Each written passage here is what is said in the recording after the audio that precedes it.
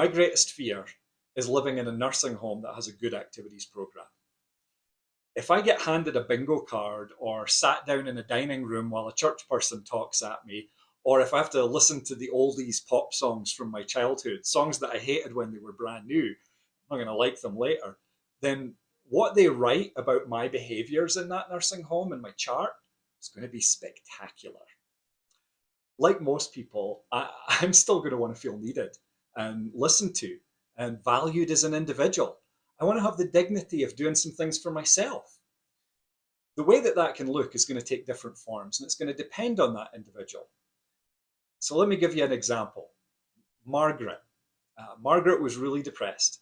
She hated all the usual activities. She didn't relate to the people that lived in the nursing home. She hadn't related to people her own age when she was 20. Why is she going to relate to the same people now that she's 70? We have to remember, age is not a personality trait.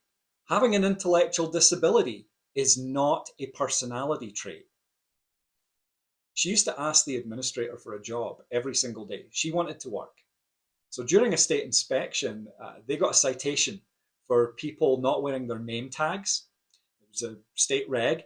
And so this huge campus, lots of buildings, lots of levels of care. There were people coming and going every day. And as part of their plan of correction, they made her the official name tag inspector. She got her own name tag for the facility, and she had a little pad all printed up, all official, where she could write tickets to people who weren't wearing their name tag, and she would fine them 50 cents. At the time, I used to visit there once a week for a few months. And so I'd always take my name tag off when I went into her building and remember have some change in my pocket so that she could write me a ticket. She got such a kick out of it. She always used to go, "Oh, writing a ticket for the big boss. You keep forgetting, Dave." She'd collect her 50 cents from me. I was really happy until one day the vending machine prices went up to 60 cents for a Dr. Pepper. And she just sighed. She told me, "Just too good at my job because you're the only one who ever forgets and gives me 50 cents now. So I guess I'll have to wait till next week for my soda." Well, guess what I paid my fine with after that when I forgot my wallet as well as my name tag every week. Margaret had an activity that was meaningful and right for her. She was part of that staff team. That's what she wanted, to be part of the group that worked there. She got to talk to everyone coming in and out, and she earned something for herself. Most of all, this team had taken a step away from the idea that they were serving others and towards being part of a community where the people who live there are not objects to be served.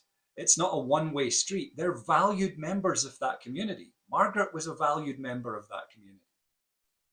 In the care industry, we too often forget that we're not just employees. The people who live there are not just customers. And the service we provide is not just a product. We're part of a community with the people who live there. And what kind of community that is matters. Is it going to be a one-way conduit for a one-size-fits-all of services that flow from us to them? Or can we build an inclusive and self-directed community where everyone has a role and everyone gets to make decisions about their own lives? I know what kind of community I want to live in.